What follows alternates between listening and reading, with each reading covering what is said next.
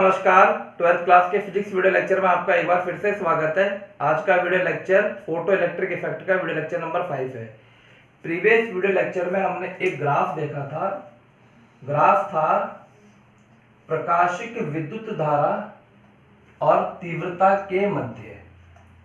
Capital I को तीव्रता से डिनोट करते हैं और स्मॉल आई को प्रकाशिक विद्युत धारा से। आपको ध्यान रखना होगा क्योंकि चैप्टर नंबर 5 में कैपिटल आई का मतलब पर धारा ही रहता था, लेकिन यहाँ पर आपको ध्यान रखना होगा कैपिटल आई इज इंटेंसिटी।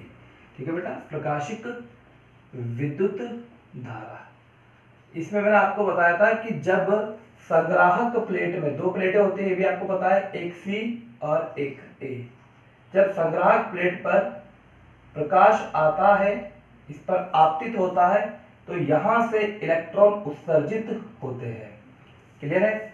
अगर यहां पर कोई प्रकाश नहीं आएगा तो तीव्रता कितनी होगी? जीरो होगी। अगर तीव्रता जीरो है तो जब कोई इलेक्ट्रॉन ही उत्सर्जित नहीं होगा तो धारा भी कितनी होगी? धारा भी उस समय यहां पर जीरो रहेगी। इसके बाद देखिए, अब जैसे जैसे तीव्रता बढ़ाते गए, तीव्रता किस प्रकार से बढ़ाते हैं आपको बता रखा है, I प्रोपोर्शनल होता है 1/d²। इस d का मतलब होता है सोर्स और जहां पर ये प्रकाश आपतित हो रहा है, जिस पर ये गिर रहा है, उन दोनों के बीच की डिस्टेंस। अगर डिस्टेंस आप कम कर दोगे तो इंटेंसिटी यहाँ पर बढ़ जाएगी। इंटेंसिटी बढ़ जाएगी यानी यहाँ से इलेक्ट्रॉनों की संख्या ज्यादा बाहर निकलेगी। इलेक्ट्रॉनों की संख्या ज्यादा बाहर निकलेगी तो इसका मतलब है आवेश ज्यादा प्रवाहित होगा, अर्थात धारा ज्यादा प्रवाहित होगी। यानी जैसे जैसे तीव्रता बढ़ाते हैं प्रकाशिक विद्युत धारा बढ़ती जाती है। अब आपको ओवरऑल क्या ध्यान रखना है?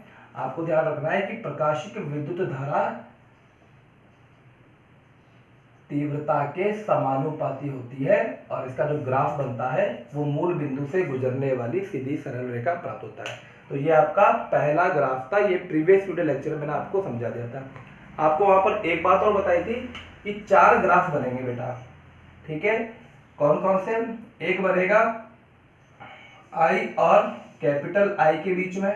ठीक है ना, इसमें मैंने डायरेक्ट दिखाया था कि प्रकाशिक विद्युत धारा का तीव्रता के साथ ग्राफ बनेगा, प्रकाशिक विद्युत धारा का आवृत्ति के साथ बनेगा, विभवांतर के साथ बनेगा और पदार्थ की प्रकृति के साथ बनेगा। तो इस तरह से हम चारों ग्राफ को यहाँ पर डिटेल से पढ़ेंगे। ये पहला ग्राफ हो गया आपका कंप्लीट। इसकी थ्योरेटिकल बातें भी मैंने दिखा दी थी और ये आप डायग्राम भी बना लीजिएगा। अब सेकंड ग्राफ की बात करेंगे यहाँ पर। तो देखिए सेकंड ग्राफ कौन सा है?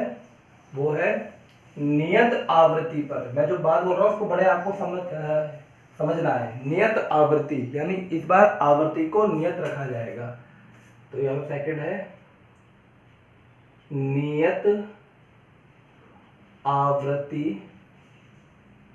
पर विभव। विभव का मतलब है कैपिटल V। नियत आवृत्ति पर विभव का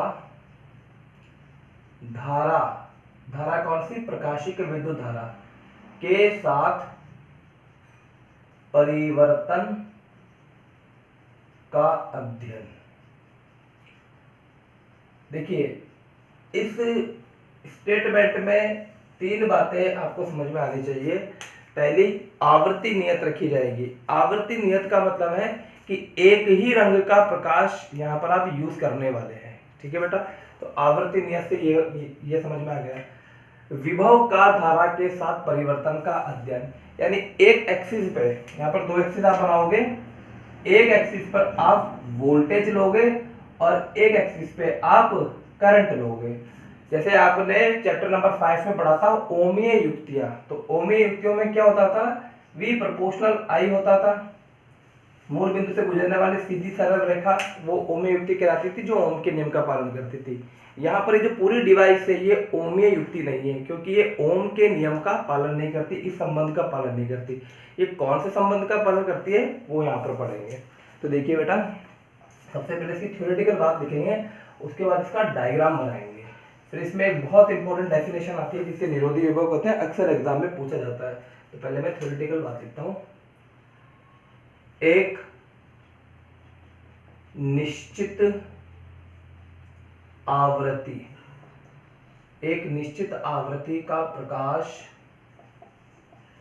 एक निश्चित आवृत्ति, इसका मतलब हो गया आवृत्ति यहाँ पर कांस्टेंट हो गई। एक निश्चित आवृत्ति का प्रकाश आपतित करके एनोड को कैथोड, एनोड यहाँ पर संग्राहक प्लेट है और कैथोड यहाँ पर उत्सर्जक प्लेट है, ये आपको पता है। आपतित करके एनोड को कैथोड के सापेक्ष उच्च विभव, ये उच्च विभव का काम कैसे करेंगे, या आप चाहो तो एनोड को उच्च विभव पर रख सकते हो, चाहो तो एनोड को निम्न विभव पर रख सकते हो। कैसे, आपको बेटा बताया था डायग्राम में, एक दिशा दिक्सूचक एक डिवाइस लगी हुई है, एक स्विच लगा हुआ है, तो अगर आप उसे कनेक्शन को चेंज कर दोगे तो यहाँ पर इनके भी पॉजिटिव नेगेटिव टर्मिनल चेंज हो जाएंगे, ध्रुव परिवर्तित हो सकता है। तो एनोड को कैथोड के सापेक्ष उच्च विभव, यानी एनोड को पॉजिटिव और कैथोड को नेगेटिव उच्च विभव पर रखा गया तथा अब एनोड के विभव को बढ़ाया गया। ठीक है, बढ़ाया गया। अब वोल्टेज को बढ़ाते गए, तो वोल्टेज बढ़ेगा तो क्या होगा बेटा, करंट भी बढ़ेगा। ठीक है, विभव को बढ़ाया गया तो परिपथ में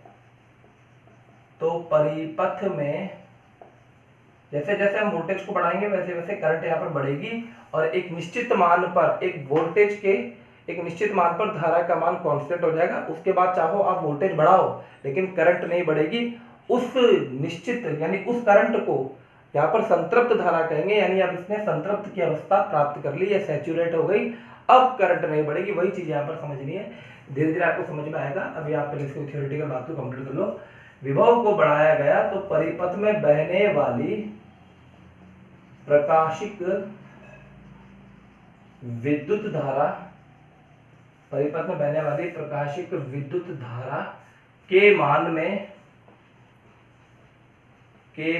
में वृद्धि होकर, ये धीरे धीरे पहले बढ़ती गई, वृद्धि होकर उसने एक निश्चित कांस्टेंट, जहां भी निश्चित आ जाए इसका मतलब है कांस्टेंट, उसने एक निश्चित मान प्राप्त कर लिया, उसने एक निश्चित मान प्राप्त कर लिया। ठीक है, जिसे संतृप्त, इस निश्चित मान को, धारा के इस निश्चित मान को ऐसे लिखेंगे,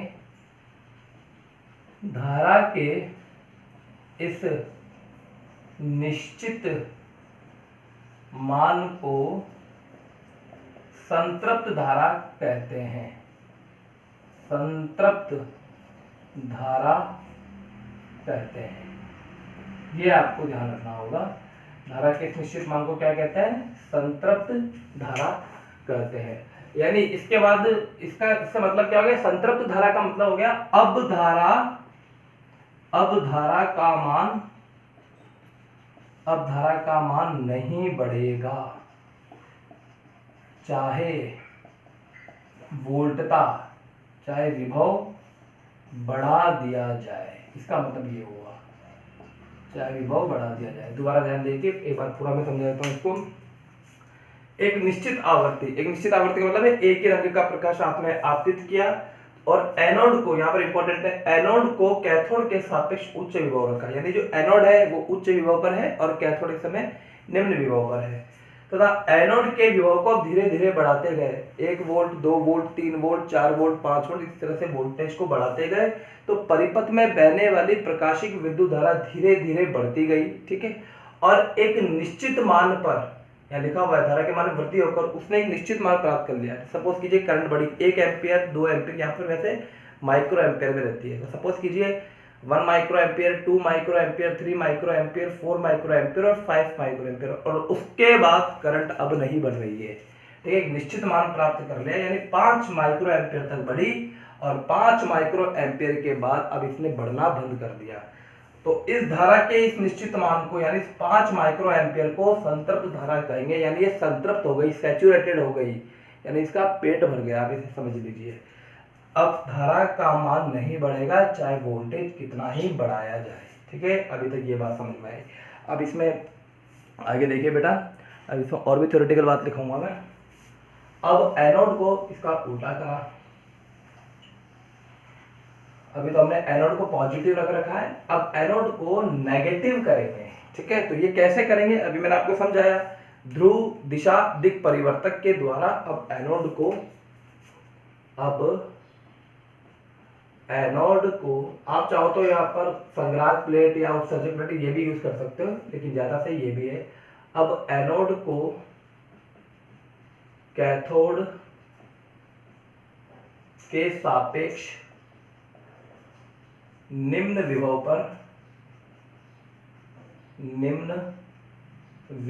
पर रखकर एनोड के ऋणात्मक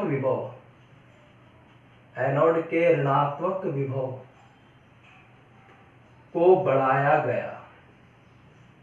एनोड के ऋणात्मक विभव को बढ़ाया गया तो क्या होगा बेटा, यानी यहाँ पर उल्टा कर दिया। अब एनोड को कैथोड के सापेक्ष निम्न विभव पर रखकर एनोड के ऋणात्मक विभव, यानी जो पहले 1 वोल्टेज था एनोड का विभव, उसको नेगेटिव कर दिया, -1 कर दिया, अब बढ़ाया गया -1 -2 -3 -4 -1। पहले क्या हो रहा था, एनोड को पॉजिटिव रख रखा था, 1 2 3 4 इस तरह से बढ़ाया गया, अब इसको नेगेटिवली बढ़ाया गया, -1 -2 -3, तो करंट की वैल्यू घटेगी। ठीक है, यहां पर देखिए ऋणात्मक विभव को बढ़ाया गया तो परिपथ में बहने वाली धारा का मान घटकर ये घटते घटते धारा का मान घटते घटते 0 प्राप्त हो जाएगा। एक निश्चित ऋणात्मक विभव पर एक निश्चित ऋणात्मक विभव पर 0 हो गया। एक निश्चित ऋणात्मक विभव पर 0 हो गया। यह निश्चित ऋणात्मक विभव, ये बहुत इंपॉर्टेंट है, एक तो संतृप्त धारा और ये निश्चित ऋणात्मक विभव क्या है, इसको निरोधी विभव कहते हैं। यह निश्चित ऋणात्मक विभव निरोधी विभव कहलाता है। इसकी वैसे परिभाषा है, लेकिन पहले आप इसका फिजिकल मीनिंग समझ लीजिए। ऋणात्मक विभव निरोधी विभव कहलाता है, परिभाषा मैं भी लिखाऊंगा, पहले मैं ग्राफ बनाऊंगा यहाँ पर। तो देखिए बेटा, अब हम यहाँ पर ग्राफ की बात कर लेते हैं। ग्राफ आपको समझना है। सबसे पहले तो ग्राफ किस किस के बीच में बनाना है, ग्राफ बनाना है हमें, ये मूल बिंदु हो गया।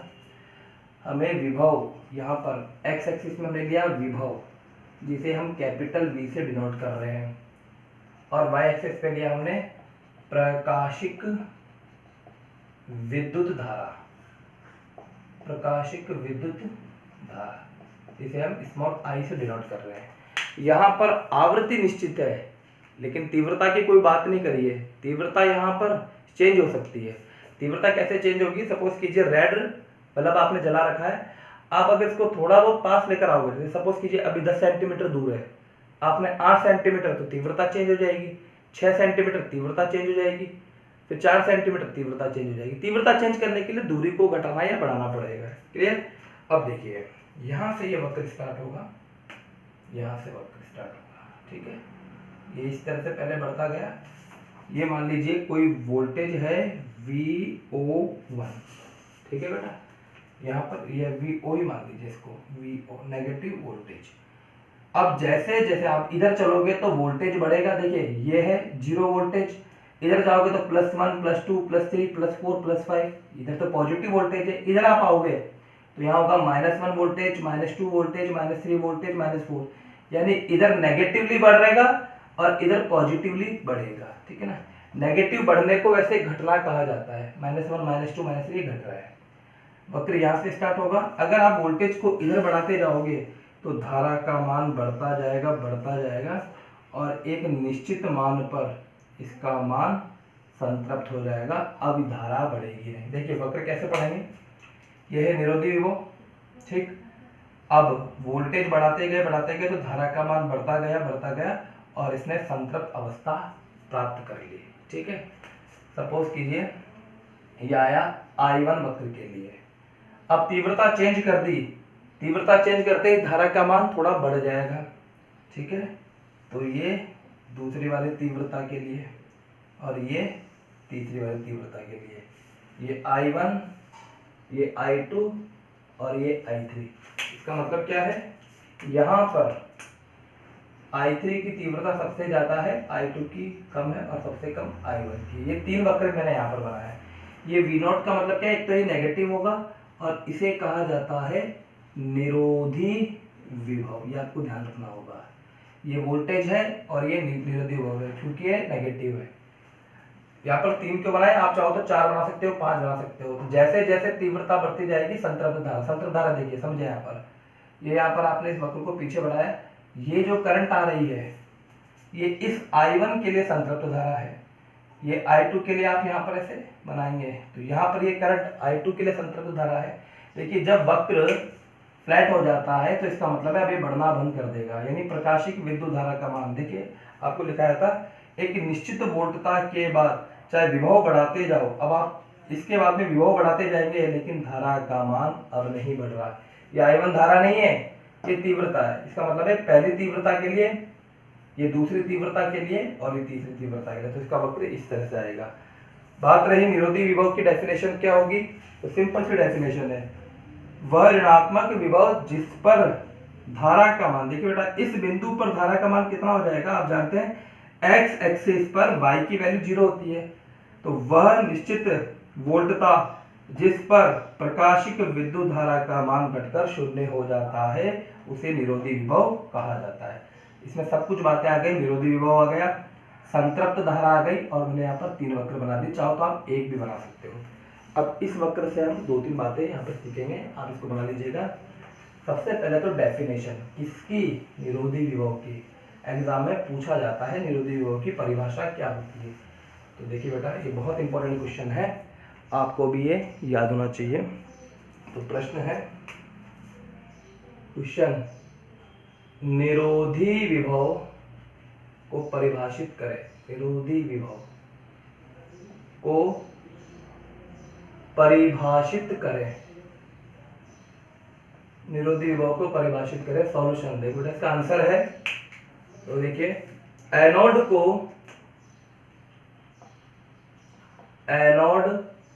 का कैथोड के सापेक्ष, ये तो जानते हैं एनोड नेगेटिव हो जाएगा और कैथोड पॉजिटिव हो जाएगा। एनोड का कैथोड के सापेक्ष वह ऋणात्मक विभव, एनोड का कैथोड के सापेक्ष वह ऋणात्मक विभव, विभव का मतलब वोल्टेज, जिस पर प्रकाश विद्युत धारा का मान, जिस पर ऐसे लिख सकते हो परिपथ में बहने वाली विद्युत धारा का मान, जिस पर प्रकाश विद्युत धारा का मान, प्रकाश विद्युत धारा का मान घटकर शून्य हो जाता है, ठीक है ना, शून्य लिखा हुआ है मैंने, शून्य हो जाता है। भाई यहाँ पर आपने जब वक्र बनाया था तो ऐसा ही तो आया था, ये घट के शून्य हो गया, ये धारा का मान घट के, धारा घटती गई घटती गई घटती गई, वोल्टेज आपने बढ़ाते गए नेगेटिव वोल्टेज, ठीक है ना। यहाँ पर अगर आप पॉजिटिव बढ़ाओगे तो संतृप्त धारा प्राप्त हो जाएगी, नेगेटिव बढ़ाओगे धारा का मान घटेगा, उस निश्चित ऋणात्मक विभव पर परिपथ में बहने वाली धारा का मान घटकर शून्य हो जाता है। तो उसे क्या कहते हैं, आपतित प्रकाशिकी, आपतित प्रकाशिकी उस आवृत्ति, आपतित प्रकाश की उस आवृत्ति के लिए निरोधी विभव कहलाता है। ये आपको डेफिनेशन ध्यान रखनी है। दोबारा देखिए, एनोड का कैथोड के सापेक्ष वह ऋणात्मक विभव, अगर आप डायग्राम को अच्छे से देखेंगे, इस वक्र को देखेंगे तो बेटा ये ऐसा है, यहाँ पर वोल्टेज और यहाँ पर ये करंट, ठीक है ना, ये वक्र इस तरह से है। ये तो संतृप्त धारा हो गई, अब यहाँ पर करंट नहीं बढ़ रही, चाहे वोल्टेज बढ़ रहा है। अब वोल्टेज को घटाते गए, इसके बाद देखिए अब आप वोल्टेज को घटा रहे हैं तो धारा का मान घट रहा है, एक निश्चित ऋणात्मक विभव पर धारा का मान घटकर शून्य प्राप्त हो गया। इस निश्चित ऋणात्मक विभव को ही यहाँ पर निरोधी विभव कहा जाता है। अब इसमें दो डेफिनेशन और आती है। डेफिनेशन क्या है, ये तो होगी इसकी डेफिनेशन। अब इसमें स्टार पॉइंट डाल के हम लिखेंगे। पहला स्टार पॉइंट देखिए,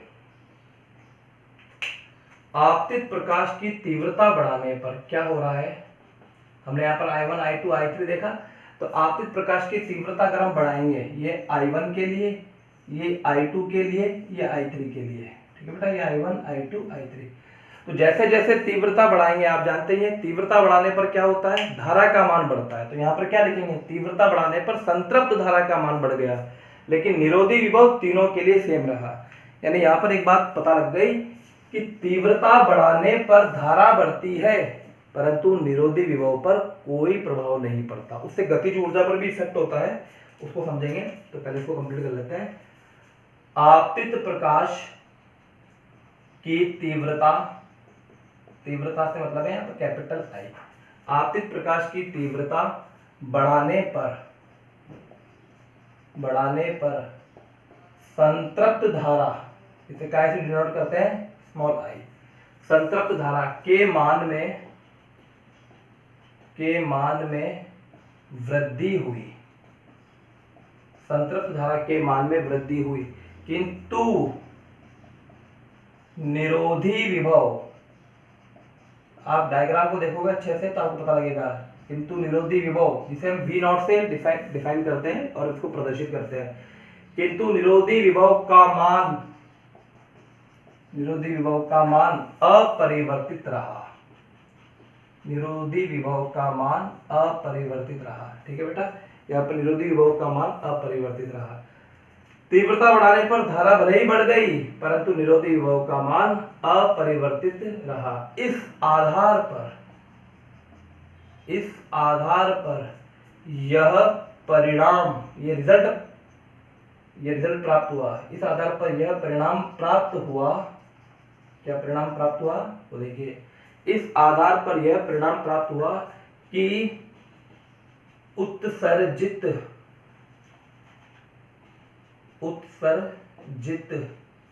इलेक्ट्रॉन की अधिकतम गतिज ऊर्जा, उत्सर्जित इलेक्ट्रॉन की अधिकतम गतिज ऊर्जा, जिसे काइनेटिक एनर्जी मैक्सिमम से भी डिनोट करते हैं। उत्सर्जित इलेक्ट्रॉन की अधिकतम गतिज ऊर्जा आपतित प्रकाश